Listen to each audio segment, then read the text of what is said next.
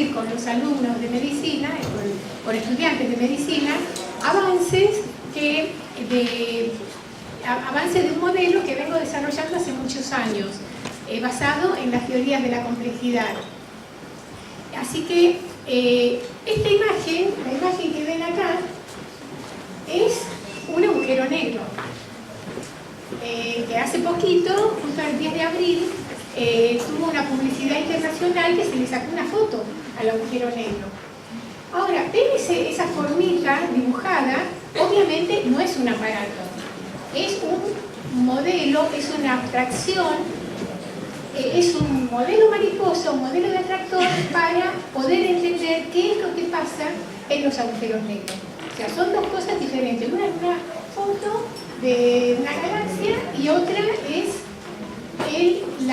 los modelos que se hacen, que se realizan para entender qué es lo que pasa en el cosmos.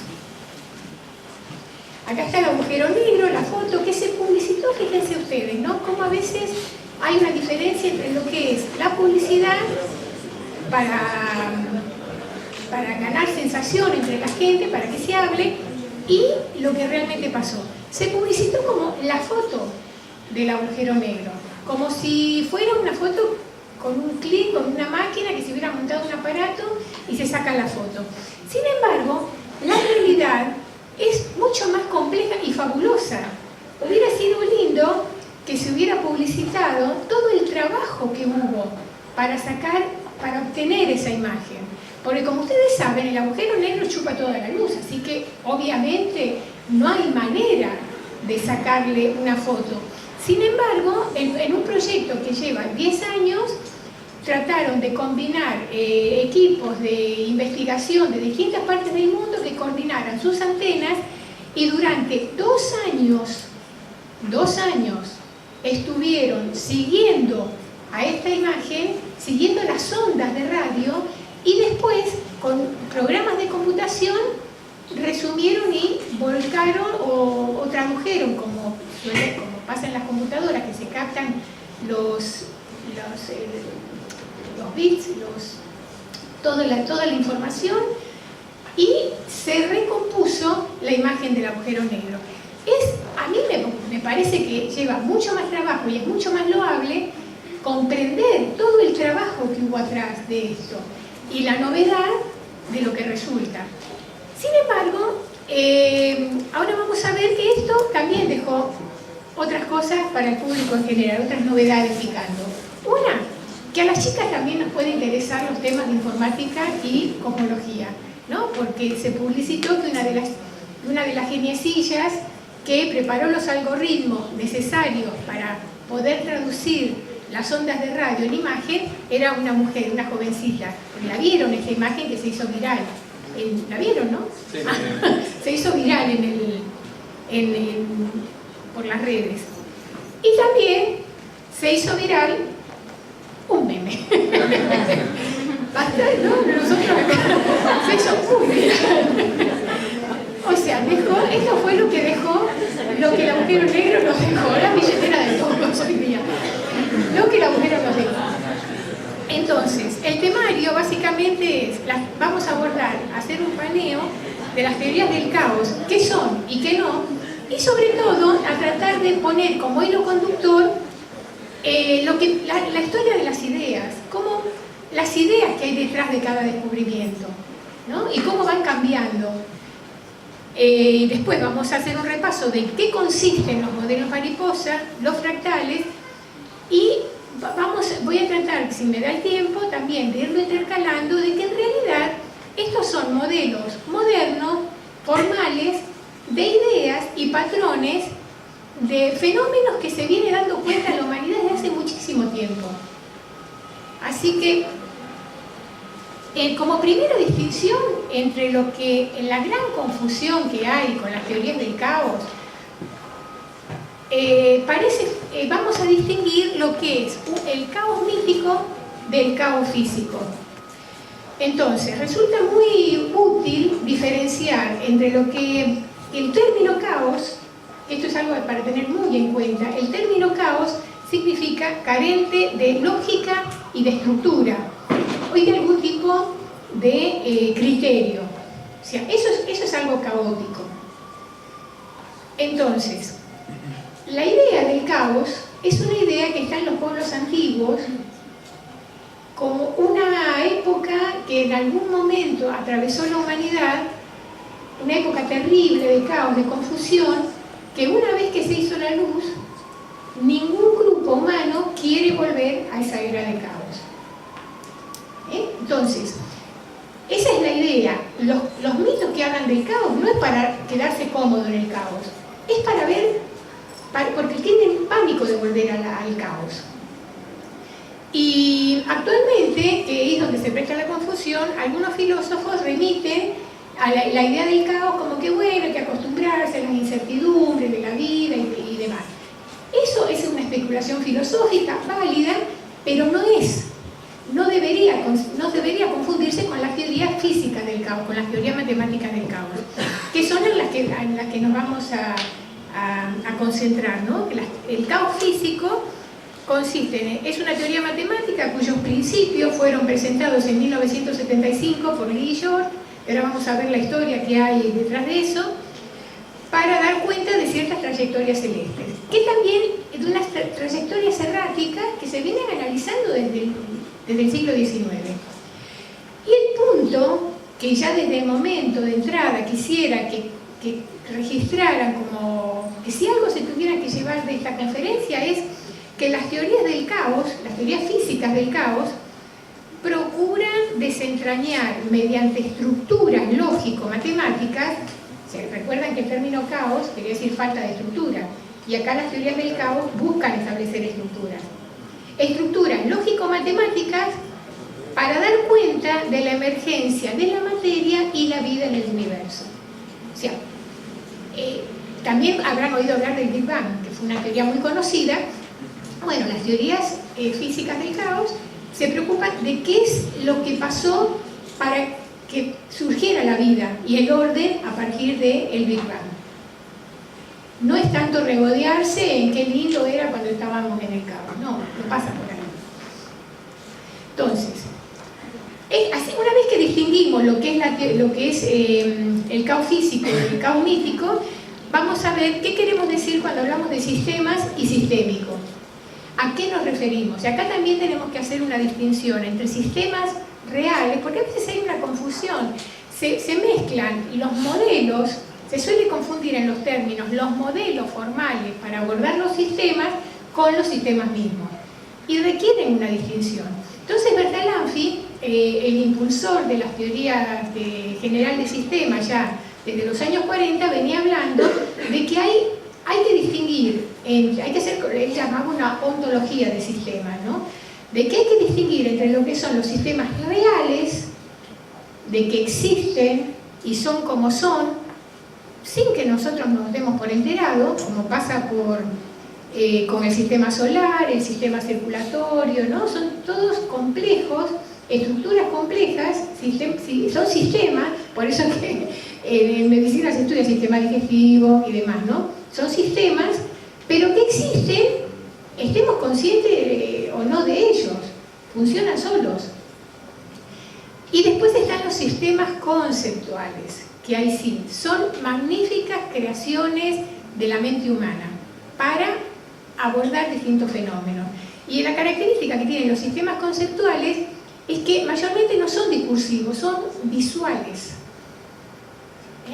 Entonces, así como es la música, requiere de notas para entender, para interpretar la música, pero, es decir, en una nota hay encerrada un montón de información que es imposible de sustituir con palabras mediante el discurso.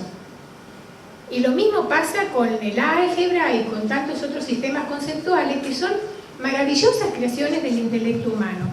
Así que además de estos sistemas conceptuales tradicionales, hoy vamos a ver entre los ejemplos lo que es el atractor de Lorentz o la famosa mariposa de Lorentz, los fractales, y ver brevemente que las jerarquías lógicas también es un sistema conceptual, es una estructura conceptual para abordar y describir toda teoría científica.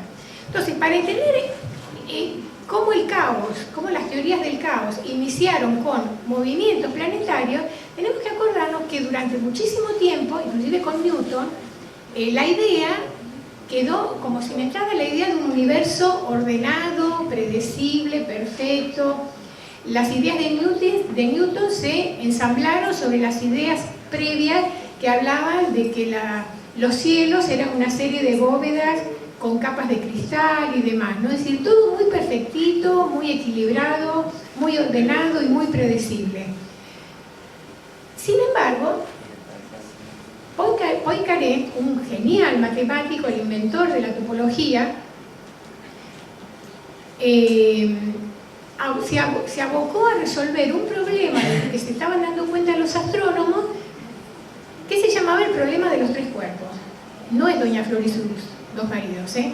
El problema de los tres cuerpos se refería a tres planetas, a un sistema de tres planetas en el que dos tenían una órbita elíptica medianamente regular y un tercero, como figura, como está descrito en el enredo clínico, que ven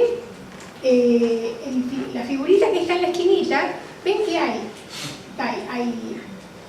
marcas en azul y en rojo, y la marca en rojo es como que va haciendo una espiral sobre otro y de golpe salta. O sea, ¿cómo es que puede haber eso en el universo?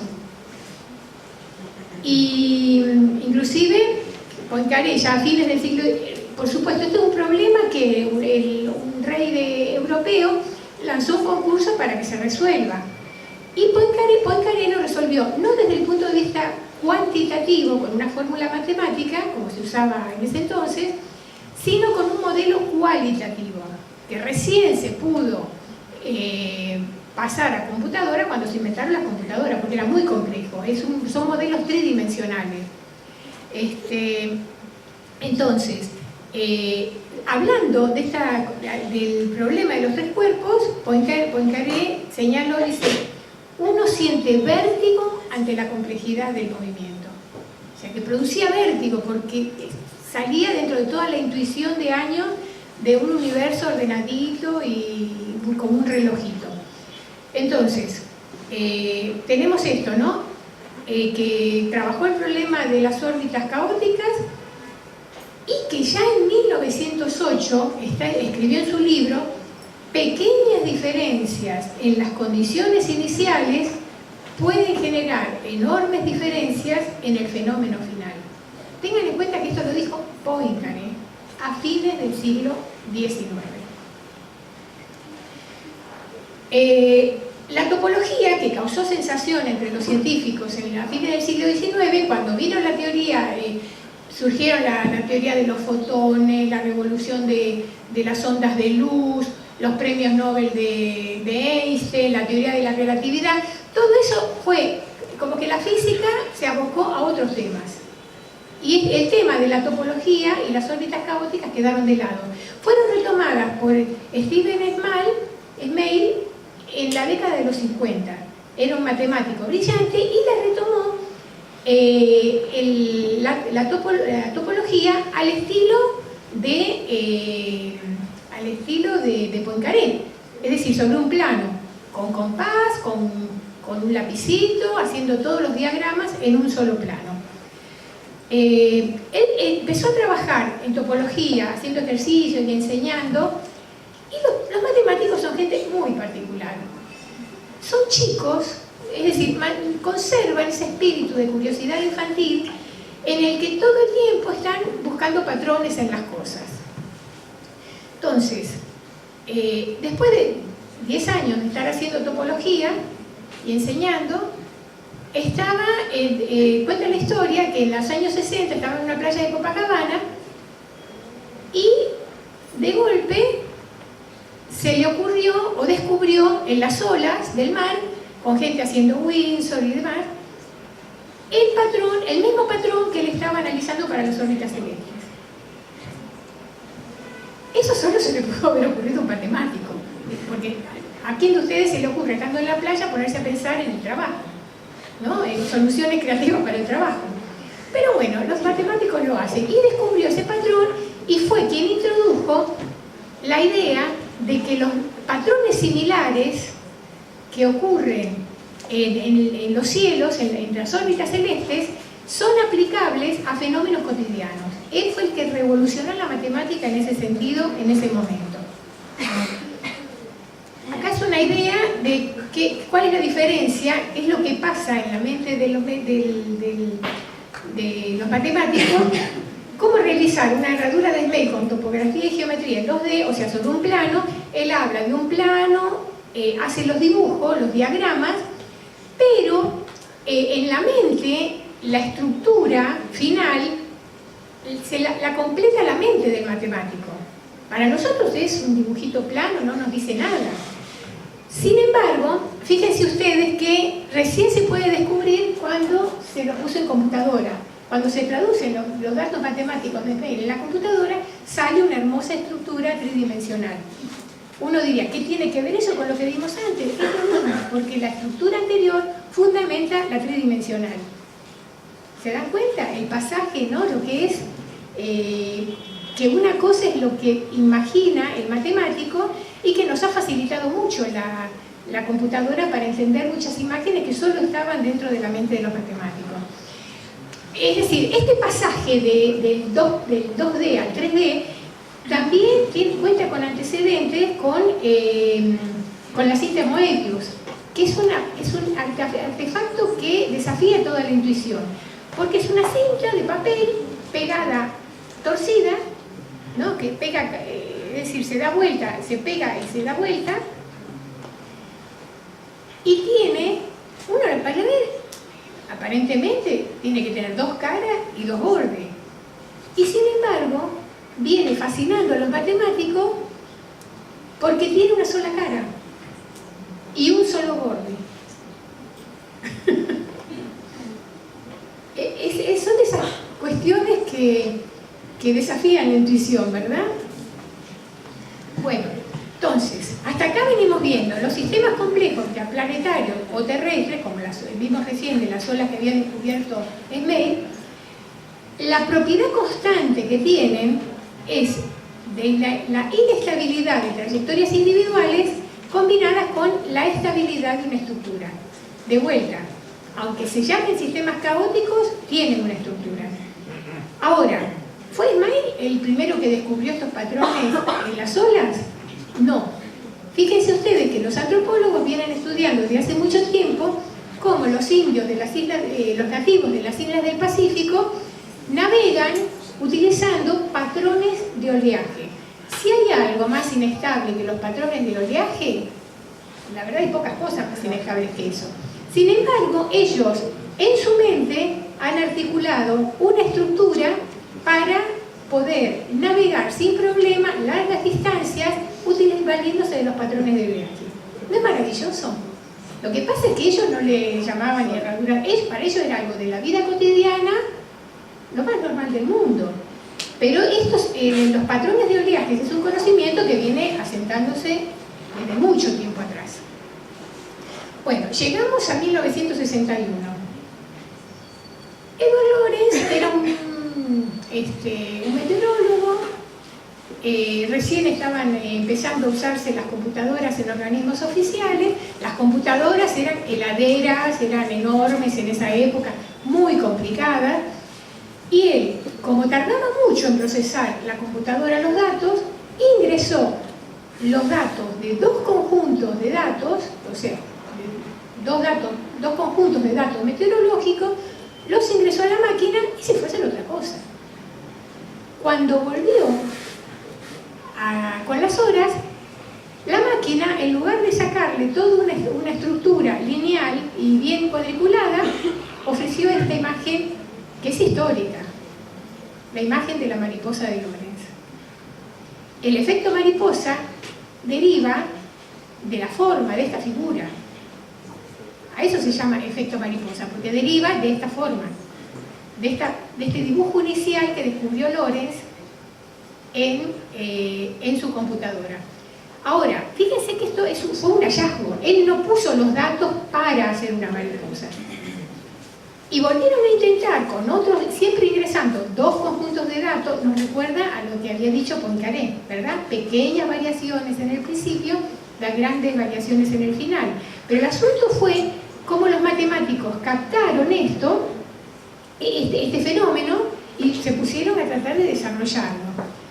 Pero vale decir, a diferencia de Smale, que desarrolló el patrón de herradura, Lorenz le salió solo. Y eso fue maravilloso porque es una forma lindísima. Entonces, los matemáticos siguieron trabajando y en 1975 nacen formalmente las teorías del caos. Teorías del caos y la confusión respecto a las teorías del caos. ¿Por qué? La historia dice, yo me metí en internet hace un tiempo, el chinito Lee era un estudiante y su profesor era James Jones. El chinito Lee escribió un artículo fabuloso. Fue... A ver, claro, después, ¿no? Escribió un artículo fabuloso donde sistematizaba esto. Sistematizaba en qué consiste la estructura del caos. Presentaron un trabajo, el periodo 3 implica caos, y tiene varios puntos, que son los que se vienen trabajando hasta ahora. Pequeños cambios en las condiciones iniciales pueden generar grandes cambios cualitativos. O sea, eso lo dijo Poincaré, pero la retoma es fundamental en la teoría del caos. Del caos físico que estábamos viendo, ¿se acuerdan? No del caos mítico. Nunca se llegan a conocer todas las condiciones iniciales ni el valor exacto de cada una de ellas.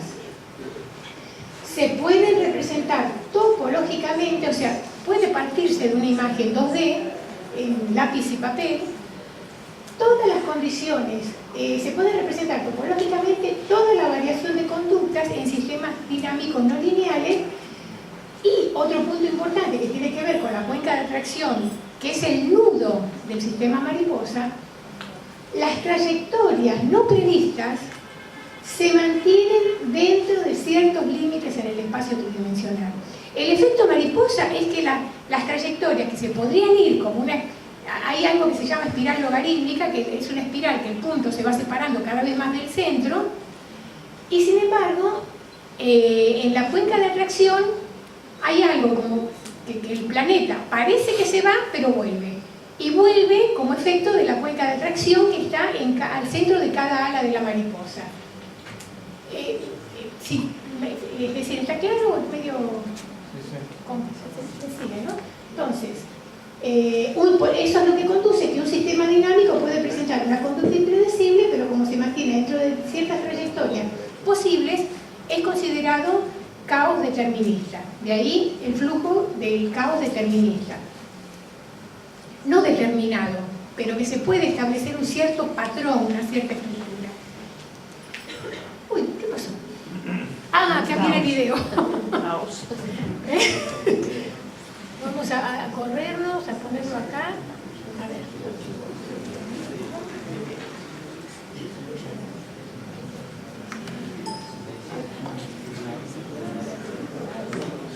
Porque hay un videíto del profesor York. Bueno, vamos a ver. Ahí está.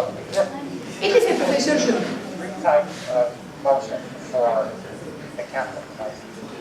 Tres tipos de movimiento. Un movimiento es estacionario. Imaginen que hay un planeta en la punta.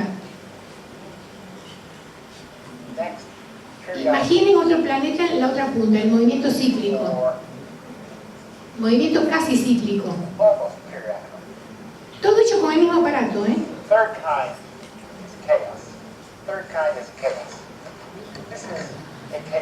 ¿Se dan cuenta?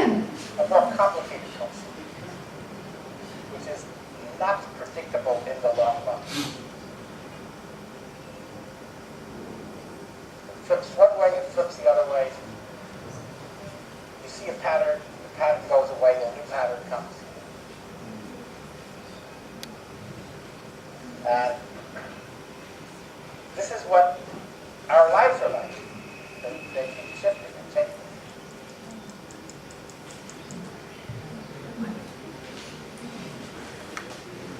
¿Se dan cuenta, no?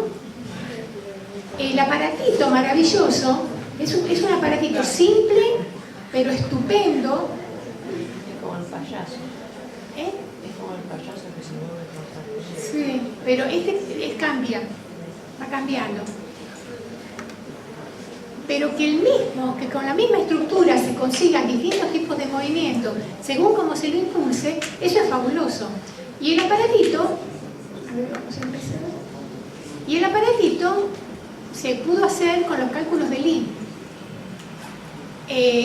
Pasó así, Lie lo escribió, el profesor lo vio, había posibilidades de publicarlo muy pronto, porque no sé si lo sabrán, en ciencia,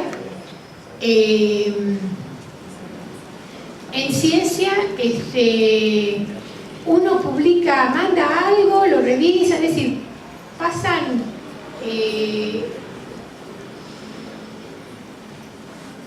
pueden pasar años hasta que se publique. Y el profesor era algo tan candente, tan novedoso, la publicación, que para publicarlo rápidamente se incorporó él en el título para publicarlo. Pero la autoría era de Lie, por eso figura en primer lugar. Si hubiera sido el profesor, hubiera figurado el profesor en primer lugar.